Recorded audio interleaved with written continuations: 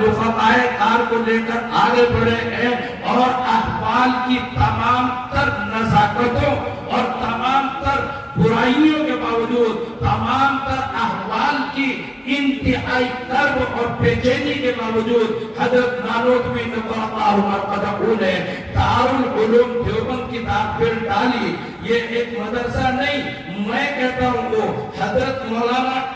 ابو الحسن علی ندوی نور اللہ مرقدہ، میں نے اپنے کانوں سے ان کو کہتے ہوئے سنا۔ ندوۃ العلماء کی مسجد میں خطاب فرما رہے تھے، انہوں نے عرض کیا سب سے پہلی تحریک، اہم تحریک دارالعلوم دیوبند کا ذکر کیا اور کرتے ہوئے کہنے لگے کہ اگر آپ دارالعلوم دیوبند کو ایک مدرسہ سمجھتے ہیں تو پھر دارالعلوم دیوبند کے ساتھ آپ انصاف نہیں کرتے۔ دارالعلوم دیوبند ایک تحریک کا نام ہے اور وہ عمل جہد تحریک